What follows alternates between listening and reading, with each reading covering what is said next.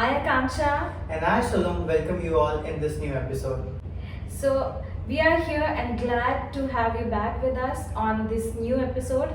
और हम इस new episode में बात करेंगे रिश्तों की. And before starting the topic, I would like to ask you to subscribe our channel and share it as much as you can. And don't forget to watch this video till the end. और आज का हमारा पहला सवाल है कि रिश्ते क्या हैं?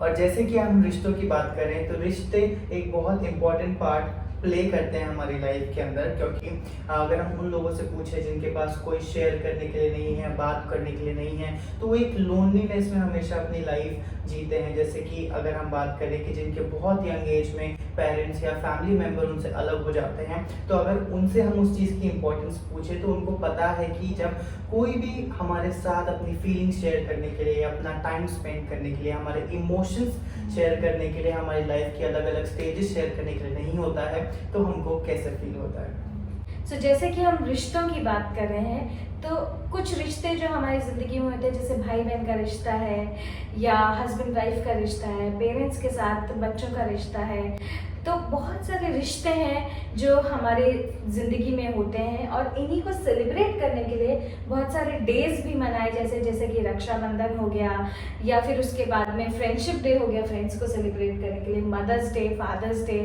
और चिल्ड्रंस डे भी हम सेलिब्रेट करते हैं। तो ये डिफरेंट जो हमारे ज़िंदगी में ये रिश्ते हैं या ये रिलेशंस हैं, जान सकें कि जो ये लोग हमारी ज़िंदगी में हैं उनकी क्या इम्पोर्टेंस है और उनको हम अप्रिशिएट कर सकें, उनके लिए ग्रेटफुल हो सकें कि वो हमारी ज़िंदगी में हैं।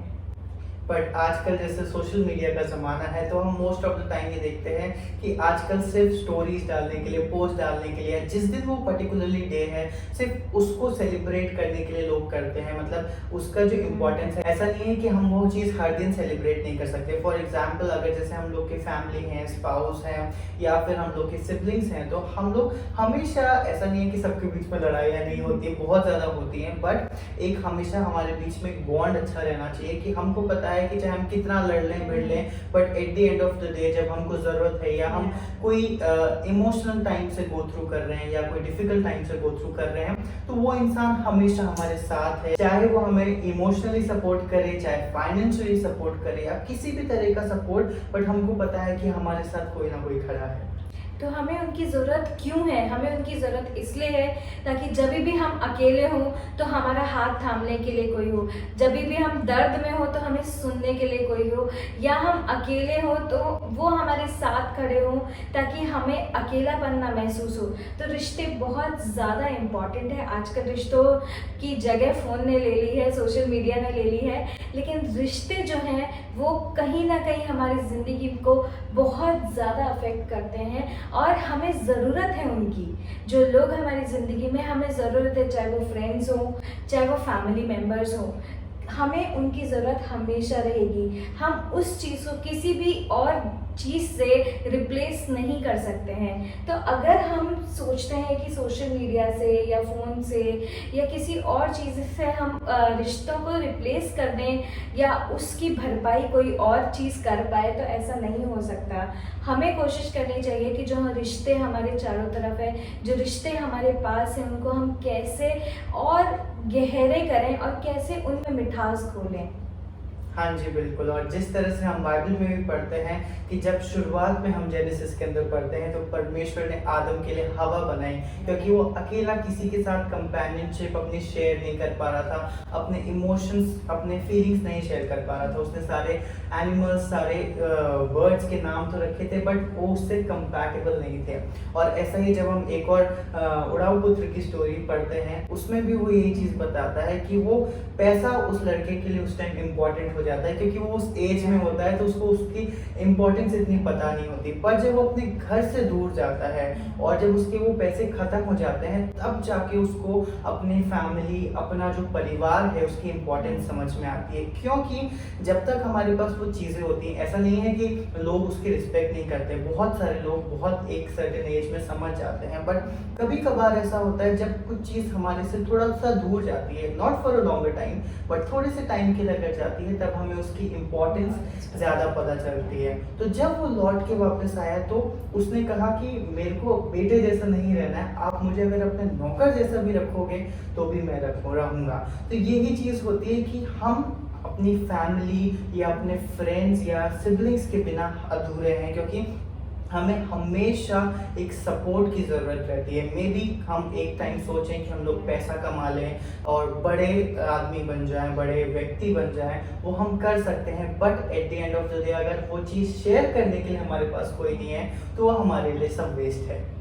सो आइए चलते हैं आज के क्रिएटिव सेक्शन में और सीखते हैं कुछ नया।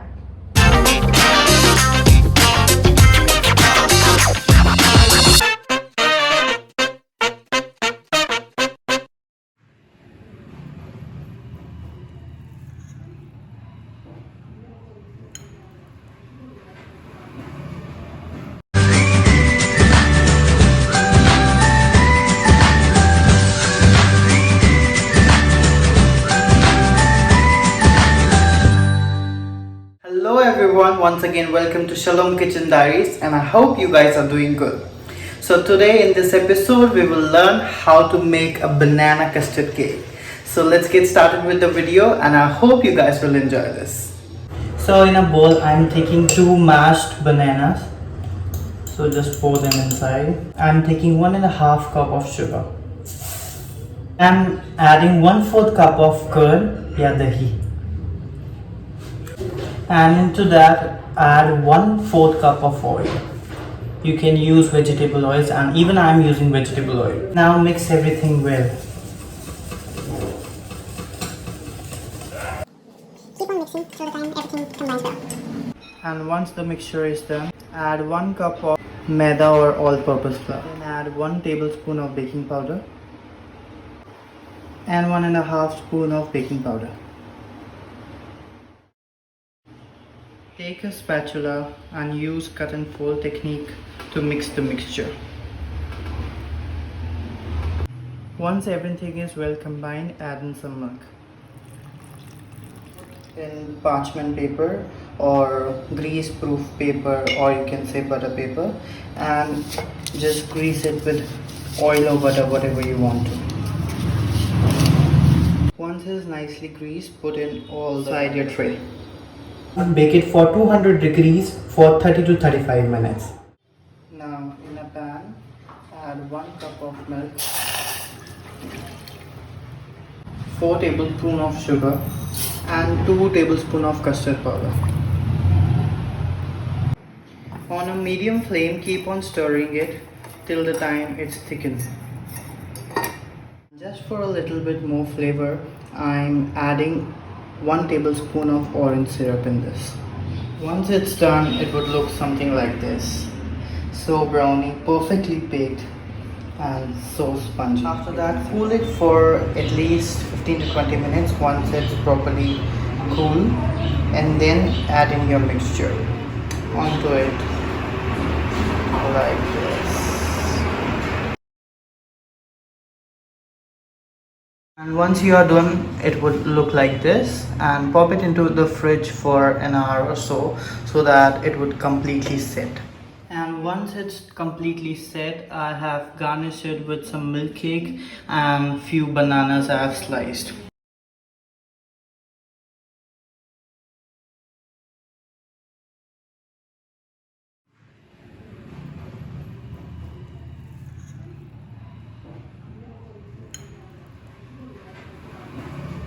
Now I'll show you.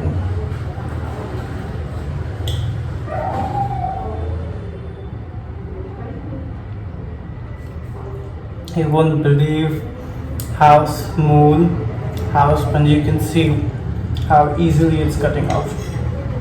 And it's not very sweet and not less sweet. It's just perfect amount. I just can't stop eating it. Go ahead, like and share, and try it out, and let me know in comments how you find this recipe. Okay, bye bye, take care, let me enjoy the food. Thank you so much for being a part of our show. सो हम बात कर रहे थे रिश्तों की और उनके importance की, कि हम उनसे किसी भी चीज़ से रिप्लेस नहीं कर सकते। एक एग्जांपल और मुझे याद आ रहा है बाइबल में से, अब्राहम का और सारा का, कि वो इतनी एज में थे, 90s में थे वो अपने, और तब भी उनके पास में कोई बेटा या बेटी नहीं थे, ठीक है। उन तो भी वो चाहते थे कि हमारा भी कोई बच्चा हो, कि हमारे पास भी कोई हो जिसको हम प्यार दे सके, जिसकी हम केयर कर सकें, या जो कुछ भी हम कर सकते हैं उसके लिए हम वो करें, हम एक बॉन्ड उसके साथ में शेयर करें। लेकिन उस एज में भी उनके पास में कोई नहीं था, लेकिन पर वो विश्वास करते थे परमेश्वर पे कि परमेश्वर ने अगर उनको कहा है तो ज़रूर उनको एक संतान देगा। और जब वो उस एज में आए और आइजैक उनको मिला तो वो खुशी ही बहुत अलग थी। आइजैक को पाके अब्राहम और सारा बहुत ज़्यादा खुश थे और उन्होंने अपना सारा प्यार उस बच्चे को दिया।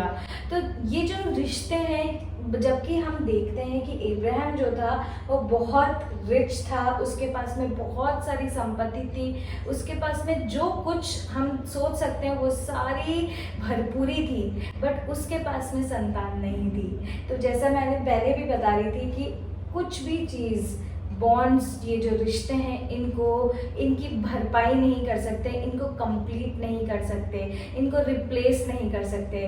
तो जो भी रिश्ते हमारी ज़िंदगी में हैं, हमें उनको चेरिश करना चाहिए, हमें उनके लिए ग्रेटफुल होना चाहिए और कोशिश करनी चाहिए कि कैसे हम उन रिश्तों को और ज़्यादा गहरा कर सकें। बिल्कुल, क्योंकि परमेश्वर ने अगर हमारी लाइफ में कुछ लोगों को रखा है तो उसका एक पर्टिकुलर रीज़न है और वो चाहता है कि हम उस चीज़ की कदर करें। बिकॉज अगर ऐसा ही परमेश्वर को आदम को सिंगल रखना होता तो वो उसको अकेले ही इस धरती पर रखते, बट उन्होंने उसके लिए हवा बनाई ताकि वो उसके साथ अपना प्यार, अपने इमोशंस और हर एक चीज़ को शेयर कर सके। तो हमको ये याद रखना है, हम जब भी ऐसा होता है बहुत समय, जैसे बच्चे पेरेंट्स को फॉर ग्रांटेड ले लेते हैं, पेरेंट्स बच्चों को फॉर ग्रांटेड ले लेते हैं, या हम अपने सिबलिंग्स को फॉर ग्रांटेड ले लेते हैं। तो इस चीज़ का हमें ध्यान रखना है। हाँ, मे बी कभी कभार मजाक के लिए या फॉर इंस्टेंस हमारी लड़ाइयाँ हो जाती है, तब थोड़ा सा स्पेस हमारे लिए ज़रूरी है, बट हमें कभी भी ये नहीं होना चाहिए कि ये इंसान मेरी लाइफ में क्यों आया है। बिकॉज अगर वो है, that means God has a purpose for you, और किसी पर्पस के लिए वो इंसान आपकी लाइफ में है। तो आइए हम लोग चलते हैं हमारे पोइट्री सेक्शन में, जो हमारे लिए आज लेके आई है आकांक्षा।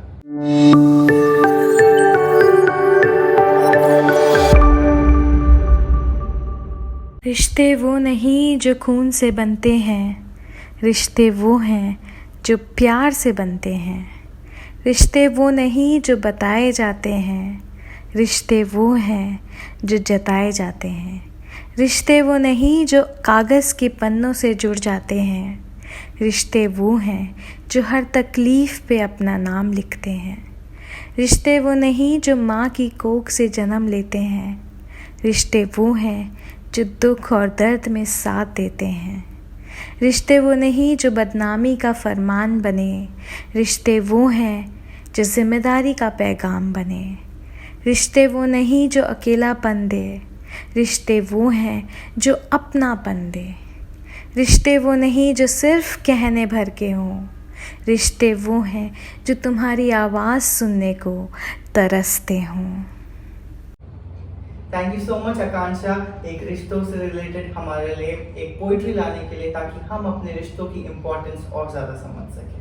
एक बार एक पास्टर को मैं सुन रही थी और उन्होंने कहा था कि जब मेरी पहली लड़ाई हुई, क्योंकि हमारी एक्सपेक्टेशन जो होती है शादी से पहले कि हमारा पार्टनर ऐसा ऐसा होना चाहिए, और जब पहली लड़ाई होती है या लड़ाई जब हमारे बीच में होती है तो हम सोचते हैं कि ये वो इंसान नहीं है, शायद मैंने अपनी ज़िंदगी की बहुत बड़ी गलती कर दी कि हमने इस इंसान से शादी कर ली। बट ऐसा नहीं है, लड़ाइयाँ हर जगह होती हैं, हर रिश्ते में होती हैं, पर उसमें हमें ये ढूंढना है कि हमें वापस एक साथ कैसे आना है, हम वापस से उस रिश्ते को कैसे और मजबूत करें, ताकि इस टॉपिक पे जो लड़ाई है वो आने वाले कभी भी फ्यूचर में वो लड़ाई ना हो। तो ये है एक दूसरे को समझना, अंडरस्टैंडिंग होना एक दूसरे में, कि चाहे हम कोई मिसअंडरस्टैंडिंग हो भी जाती है तो उसको क्लियर आउट कैसे करेंगे और फिर से एक साथ कैसे आएंगे। तो आई होप आज का ये एपिसोड आप सबको इंटरेस्टिंग लगा होगा और आज के इस एपिसोड से आपने कुछ नया और अपने रिश्तों को ज़्यादा इम्पोर्टेंस देना सीखा होगा। We will see you next week. Good night, take care.